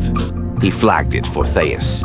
She flagged it for Engenseer Solve. Solve's response came back in the clipped binaric adjacent shorthand she used when processing something she hadn't fully resolved. Hypothesis, entity, primary, objective may be direct structural interface rather than tunnel network disruption. Possible that entities have alternative access methodology. Timeline implications unclear. Mast translated this for himself. The things below might be trying to come up a different way. He relayed this to the demolitions teams on the underground channel. Valis responded with 3 clicks. Acknowledged. Understood. I'm moving faster. The assault on the northern wall intensified at the 2-hour mark, the orc elements pushing with a focused aggression that was still wrong. Still too directed, too purposeful, too lacking in the joyful chaos that defined greenskin combat at its most genuine. These orcs were being used, Mast had long since concluded, not manipulated in any sophisticated psychic sense, but simply positioned and pointed in the way that something sufficiently patient and sufficiently incomprehensible could position and point creatures whose primary motivation was combat, by making sure combat was what they found in the direction they were aimed. Dorn held the northern wall with 1,100 survivors and the absolute refusal of people who had been holding for 14 weeks and had decided somewhere along the way that stopping was simply not something they did anymore. Mast watched the northern wall situation reports scroll across his data slate and felt something complicated in his chest. Admiration and grief in the specific combination that comes from watching people do something extraordinary in circumstances that will never be adequately recorded. He thought about Lena's transmission, about whether it had reached anyone, about whether reached was even the right word for what she had done, whether what she had sent was the kind of thing that arrived at a specific destination, or whether it propagated outward through the warp, like a stone dropped in water, spreading in all directions simultaneously, finding the minds capable of receiving it wherever they happened to be. He didn't know enough about astropathic mechanics to answer the question. He filed it alongside the other unanswerable questions he had been accumulating since landing on Valdris 4 and kept moving. Theus's voice came through on the command channel. Complete sentences now, which meant something had changed. All-covering force elements. This is the Colonel. Demolitions teams report final approach to convergence point. Estimated time to placement, 12 minutes. Estimated time to detonation sequence, 22 minutes. A pause of precisely 1 second. We hold for 22 minutes. Everything we have, everything we are, for 22 minutes. The Emperor is watching. Make it worth watching. Mast looked at his squad. Yalia, steady-eyed and economical with her ammunition. Bend, cycling targets with the metronomic calm of someone who had been doing this since before she was born and would do it until he stopped. The others, names and faces he had accumulated over years of shared service, people who had become part of the furniture of his daily reality in the way that long acquaintance makes people into something close to essential. "You heard the Colonel," he said. They had. They were already moving. The countercharge that Thais led from the eastern approach was not, by any tactical doctrine Mast had been trained in, a sane decision. It was, by the same doctrine, the only decision available. The large form entities had reached the administrative complex's outer wall and were beginning the same process they had used on the western fortification. The slow, methodical dissolution of structural material that no amount of lasfire was adequately addressing, and if they reached the tunnel access before the demolitions teams completed their work, everything that had been spent to reach this moment would be spent for nothing. So Thais took what remained of the command company, 47 soldiers, herself, Vrael at her right shoulder, Lieutenant Pell, who had stopped being overwhelmed sometime around day 3 and had become something harder and more useful, and she went out through the eastern breach to meet them. Not to destroy them, she had no illusions about that, to delay them, to put 47 human bodies between ancient, incomprehensible things and a tunnel access point for the 11 minutes still remaining on the demolitions timeline. Using every weapon available and the oldest military technology in existence, the willingness of trained soldiers to stand in the path of something larger than themselves because the ground behind them matters. Mast watched her go from the eastern firing step and felt the specific pride and terror that soldiers feel when they watch their commanders do something that should not be survivable and which needs to be done anyway. Then he turned back to his sector because his sector still needed holding, and the Emperor's work was not yet finished. The final defensive position was a square kilometer of rubble and reinforced ferrocrete centered on what had once been the planetary governor's administrative complex. The same bombed-out shell where Thais had first laid out her maps on the day of arrival, where Dorn had traced collapsed front lines with his 3-fingered hand, where the regiment had gathered to be told the truth, and had chosen, in the particular stubbornness of the condemned, to keep moving anyway. It was not a good defensive position by any tactical measure. The walls were compromised in 17 places that the engineering teams had catalogued and partially reinforced. The sight lines were irregular, broken by collapsed structures that created dead zones the enemy could exploit.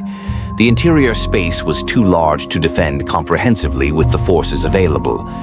It was, however, the position that sat directly above the tunnel network, and so it was the position they held. Thais had arranged her remaining forces with the precise economy of a chess player who has lost most of her pieces and is playing now not to win but to control the board for as long as the remaining moves allow. The garrison survivors under Dorn held the northern approaches, the most direct line of enemy advance, the route that the Orc elements had been hammering at since dawn, and the one that required the specific knowledge of local terrain that only 14 weeks of brutal experience could provide. The 114th's remaining companies were distributed along the eastern and western approaches in overlapping fields of fire, their positions mutually supporting in ways that turned each individual weakness into a shared strength. Heavy weapon teams were positioned at the high points of the rubble field with clear arcs of fire across the approaches, their crews working with the focused, methodical calm of soldiers who had stopped thinking about outcomes and were thinking only about the immediate technical problem of keeping their weapons functional and their ammunition accounted for. Commissar Vrael moved between positions. This was not unusual for a commissar in an active engagement. The commissariat's battlefield role included maintaining morale and discipline, which in practice meant being visible, being present, being the embodiment of the Imperium's expectation that its soldiers would hold until they were told otherwise or until they were no longer capable of holding at all. What was unusual was the quality of Vrael's presence. He was not performing resolve. He was not projecting the theatrical certainty of a man playing a role. He was simply there, moving through the rubble and the fire and the noise with the unhurried deliberateness of a man who had made a complete peace with his situation and was now operating from that peace rather than despite it. Mast watched him stop beside a young trooper who had taken a grazing hit to the shoulder and was being patched by a medicae while trying to maintain her firing position with her offhand. Vrael crouched beside her, actually crouched in the rubble in his commissar's coat, and said something that Mast couldn't hear over the noise of the engagement. Whatever it was, it produced in the trooper's face a brief, specific expression that Mast recognized from 30 years of watching soldiers in extremis. Not happiness, not relief, but the particular settling that happens when a person feels genuinely seen by someone who isn't pretending that everything is fine. Vrael moved on. The trooper kept firing. Below ground, Sergeant Valis keyed her Vox with 2 clicks, the signal for Team 2's position update. Mast checked the timestamp against the schedule. They were 4 minutes ahead of the planned timeline, which meant Valis had found a route through a collapsed section of tunnel that the planning session had flagged as a potential delay point. He relayed the update to Thais on the command channel without comment. She responded with a single acknowledgement tone. Neither of them had spoken in complete sentences for the last 90 minutes.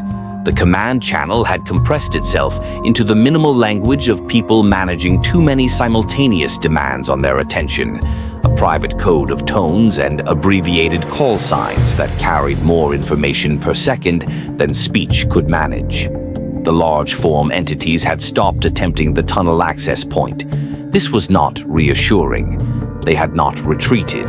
The Auspex returns still showed their heat signatures within the compound perimeter, moving with the same systematic patience as before. But their focus had shifted. They were moving toward the center of the compound now, toward the administrative complex itself, in a slow converging pattern that suggested either a change in instructions from below or, and Mast found this thought more troubling, an independent assessment that the tunnel access point was no longer the critical objective. He flagged it for Thais. She flagged it for Engenseer Solve. Solve's response came back in the clipped binaric adjacent shorthand she used when processing something she hadn't fully resolved. Hypothesis, entity, primary, objective may be direct structural interface rather than tunnel network disruption.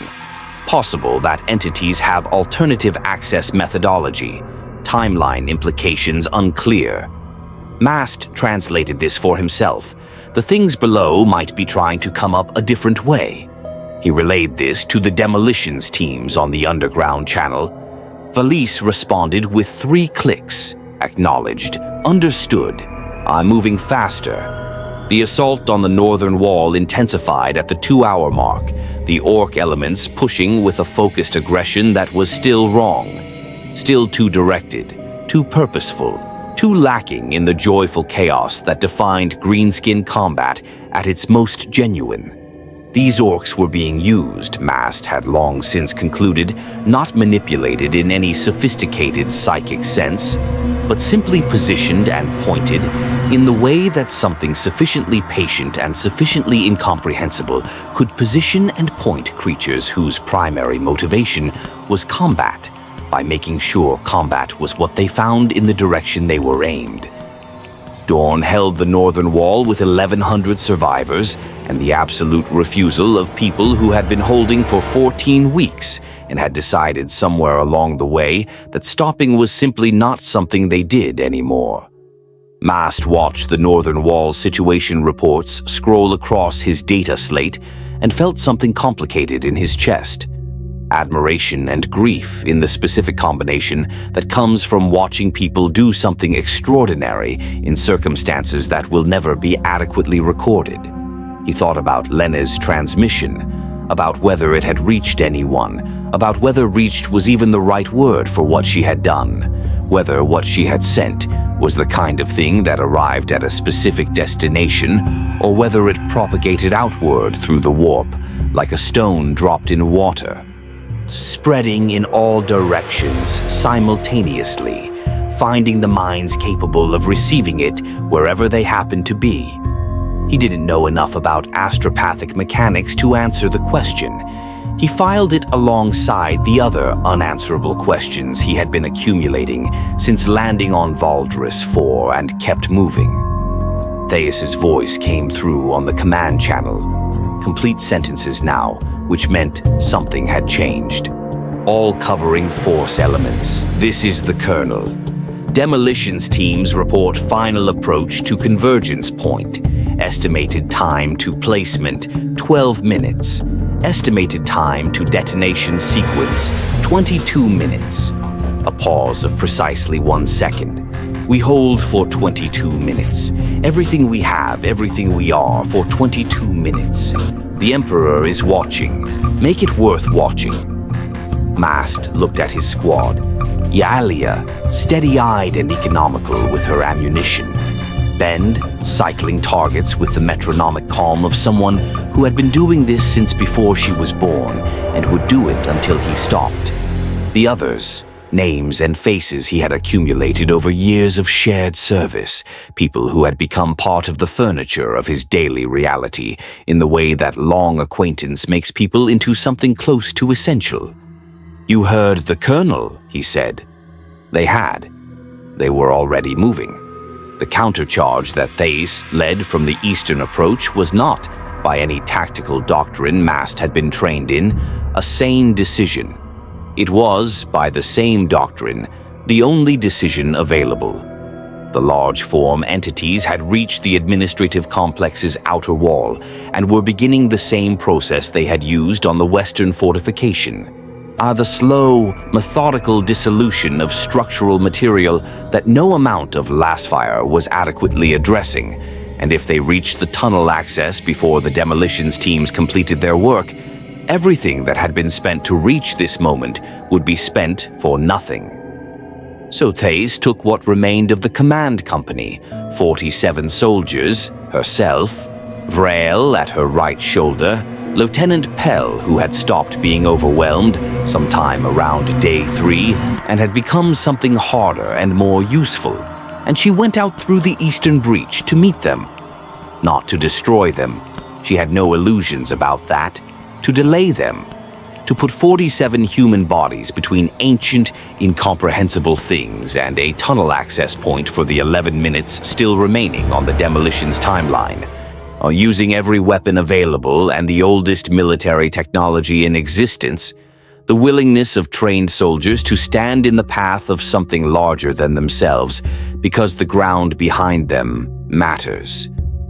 Mast watched her go from the eastern firing step and felt the specific pride and terror that soldiers feel when they watch their commanders do something that should not be survivable and which needs to be done anyway. Then he turned back to his sector because his sector still needed holding, and the Emperor's work was not yet finished. The charges detonated at 1447 local time. Mast felt it before he heard it, a deep subsonic shudder that moved through the ground and up through his boots and into his bones with the particular intimacy of force transmitted through solid matter, bypassing the ears entirely and speaking directly to the body's oldest threat detection systems. The rubble around him shifted. Dust cascaded from compromised surfaces. The large form entity he had been pouring lasfire into for the last 4 minutes stopped moving with an abruptness that was almost more alarming than its advance had been. stopped completely mid-stride, like a mechanism whose power had been interrupted, and stood motionless in the settling dust with the quality of something suddenly uncertain about its instructions. Then the second detonation hit, and the third. 4 seconds later, Team 3, running behind schedule but arriving at the critical moment with the specific punctuality of people who had decided that being late was not acceptable. The ground heaved.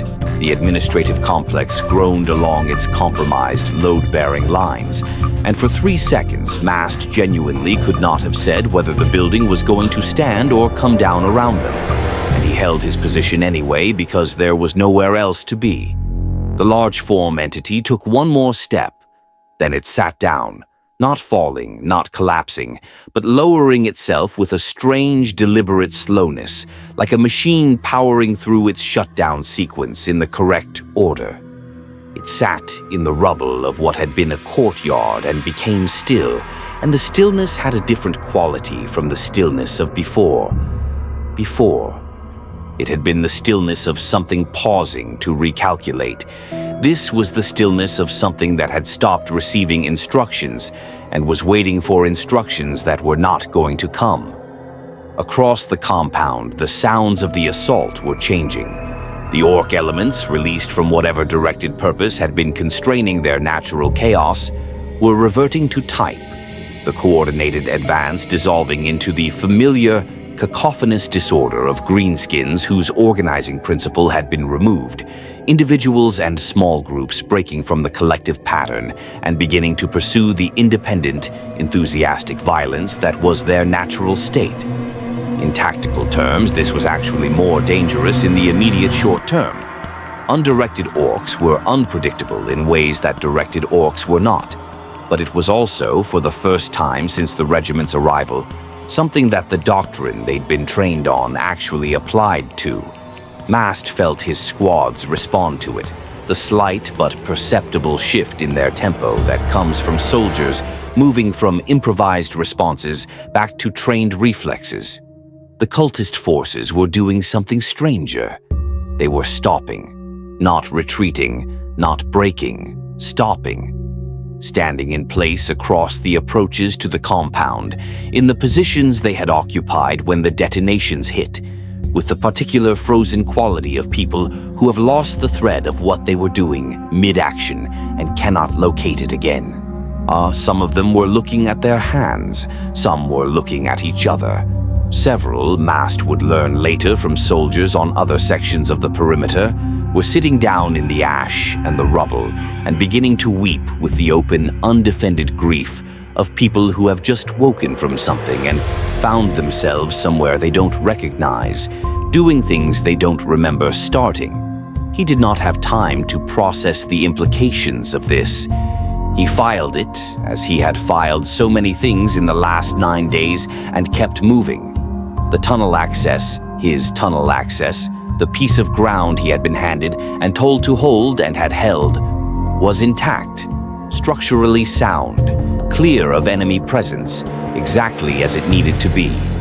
He stood at its entrance with the professional satisfaction of a man who has completed a specific task under difficult conditions and verified the result and allowed himself exactly 5 seconds of that satisfaction before the next thing demanded his attention. Valis came up through the access point 7 minutes after the detonations. She came alone, which told Mast most of what he needed to know before she said anything. She was covered in tunnel dust and something darker that he didn't examine, and she moved with the specific, careful deliberateness of someone managing injuries that she had decided not to acknowledge until the situation permitted. She stopped in front of him, came to attention with a precision that under the circumstances bordered on the surreal, and delivered her report. Convergence point charges placed and detonated. Infrastructure connections severed at all 3 primary junction points. Secondary connections partially severed. Estimated 60 to 70% disruption of total power flow to the structure. She paused. Team 1, Sergeant Rail and 4 others, did not make extraction. They completed placement. The route back was unavailable. Another pause, shorter. Team 3's Corporal Hain is being assisted up the secondary access. 2 walking wounded. Mast received this. Team 2? Present and accounted for. She looked at him steadily. 4 present, 8 accounted for. He held her gaze for a moment. Then he nodded, because there was nothing adequate to say and she didn't need him to try. The fighting in the compound continued for another 3 hours. Not the organized, directed assault of the morning, but the chaotic, grinding violence of a situation losing its coherence. Orc elements pursuing their instincts against whatever targets presented themselves. The remaining large-form entities moving without direction through the rubble like vast, purposeless animals. The regiment hunting both through the broken terrain with the disciplined ferocity of soldiers who had been surviving on the edge of their capacity for 9 days and had developed, in that crucible, a particular kind of competence that only extremity produces. Theus was alive. This fact, when the command channel confirmed it, produced in Mast a relief so acute it was almost physical. She had taken a hit to her left side from a cultist weapon, entry wound catalogued, sealed by her Medicae, blood loss managed, or prognosis listed as acceptable given circumstances in the clipped language of battlefield medicine. She had led the countercharge, held the ground for 11 minutes against 3 large-form entities, and was currently directing the compound's clearance operation from a position leaning against a piece of rubble, because standing fully upright was temporarily inadvisable. Vrail was beside her, which was where Vrail apparently lived now. At her right shoulder, steady and absolute, the ideology and the man and the moment having found their final synthesis. Dorne's northern wall had held. This too was almost incomprehensible. 1,100 survivors, some of them barely fit to hold a weapon. See, all of them running on reserves that should have been exhausted weeks ago, had held the northern approaches through 9 days of grinding assault and the final push of the morning, and they had held it not through any tactical brilliance or material advantage, but through the specific, terrible stubbornness of people who had been holding for so long that stopping had become structurally impossible for them. When the Orc assault dissolved into chaos and the cultist forces stopped their advance, the Northern Wall's garrison survivors did not cheer. They sat down in their positions and were very quiet, and several of them, Mast was told, wept, but briefly and privately in the way of people who have earned the right to feel something and don't intend to make a production of it.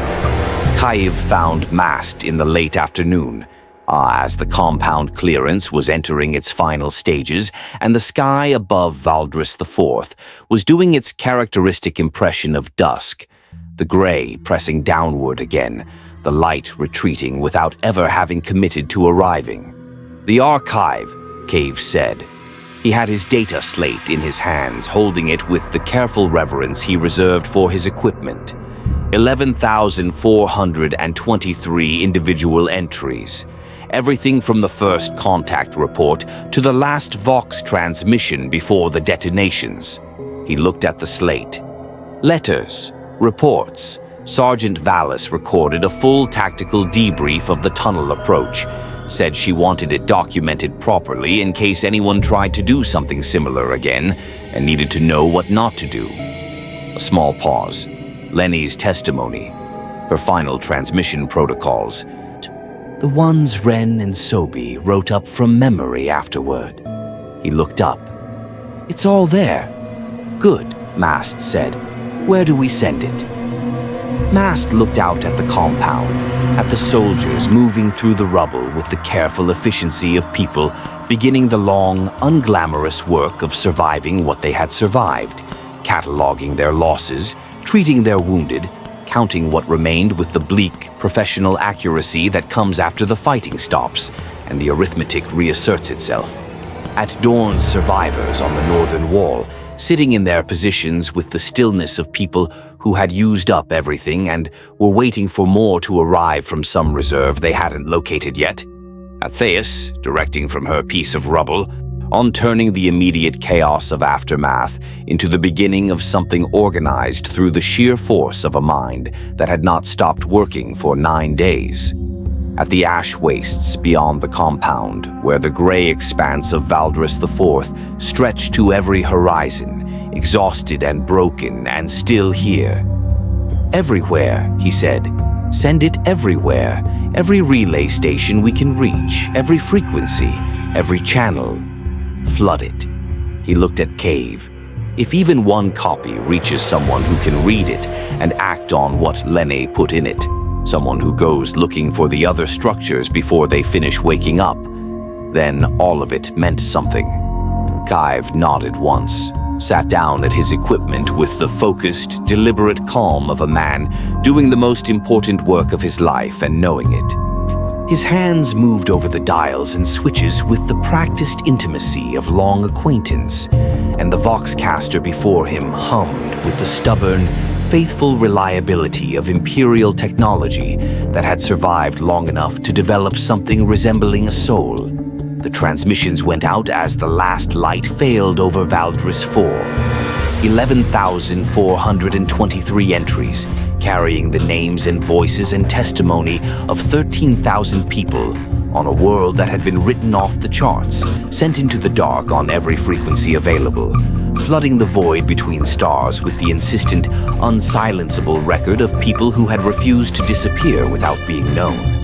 Somewhere in the Imperium, the echo of Lenny's transmission was still traveling outward, burning clear and specific through the warp's noise.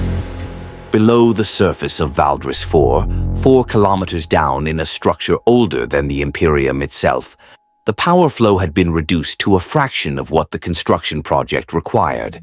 The work was interrupted, incomplete, not destroyed. The structure was beyond their capacity to destroy, but stalled, its timeline broken, the careful, patient architecture of whatever had been building below them, disrupted by 47 soldiers in a courtyard, and 12 soldiers in a tunnel, and 1,100 soldiers on a wall, and 13,000 soldiers on a dying world who had simply, stubbornly, comprehensively refused to be only materials. Mast sat down in the rubble as night came on, his back against what had once been a wall, his lasgun across his knees. And he looked up at the sky that never showed stars, and thought about the letter he had written and sealed and given to Cave, and wondered if it had made it into the archive, and decided that it had, because Cave did not lose things. He thought about Penny, about the thing that wore Penny's face and was not Penny, about what it had said about preservation and transformation, and about the flat, honest word he had used in response. He thought about Rael and the 4 others who had not come back from the tunnels, and about Kellen and Asha who had disappeared into the ash wastes on the 2nd day, and whose names he would carry for as long as he was alive to carry them, which might be long or might not be, but was, for the moment, continuing. He thought about all the worlds he would never hear about, all the Valdris IVs that were happening right now, at this exact moment, across the million-world span of the Imperium, worlds that had been assessed as strategically non-recoverable and written off the charts and left to their arithmetic while the vast machinery of the Imperium ground on without them. All the regiments on all the dying worlds, making their choices in the dark, doing their work because someone had to, and they were someone. The Emperor knew, Vrael had said. He knows we are here. Mast didn't know if that was true. He had never known if that was true in 30 years of soldiering in the Emperor's name, and the uncertainty had not stopped him, and he didn't expect it to start now. What he knew was simpler and less theological and, in its own way, sufficient. Oh, they had been here. They had fought. They had sent the record forward, and in the specific, finite, irreplaceable way that things are true when someone has witnessed them and chosen to speak. Valdris IV had happened and could not be made to unhappen, and would carry forward in whatever minds the transmission reached, a fact in the universe that had not existed before 13,000 people had made it so. That would have to be enough. In the 41st millennium, it usually was. Valdris IV never appeared on any official memorial. Its name was not carved into the great tablets of the Departamento Munitorum's Hall of Remembrance. The 114th Valdrian Rifles were eventually reclassified in the Administratum records as casualties of active deployment, a bureaucratic category that covered, across the Imperium's million worlds, more names than any single mind could hold. But the transmissions reached someone. We do not know who. We do not know where. The nature of Lenny's final sending, the psychic weight she built into it, the resonance of the ancient structure encoded in its very structure, meant that it arrived not as data, but as understanding. And understanding leaves marks that records cannot always trace. Somewhere in the vast and grinding machinery of the Imperium, something changed because of what was sent from Valdris IV. A question was asked that would not otherwise have been asked. A world was investigated before it was too late. A structure was found and sealed before it finished waking. Or perhaps not. Perhaps the transmissions scattered into noise, and the record dissolved, and the ancient thing below Valdris IV resumed its work in its own patient time. In the 41st millennium, both outcomes are possible. Only one is worth believing in. Sergeant Orin Mast lived. This too is a fact. What he did with the living is another story. One for another time, another darkness, another flame held against the endless void. The Emperor protects. But first, we must refuse to disappear. The Emperor protects. More stories await.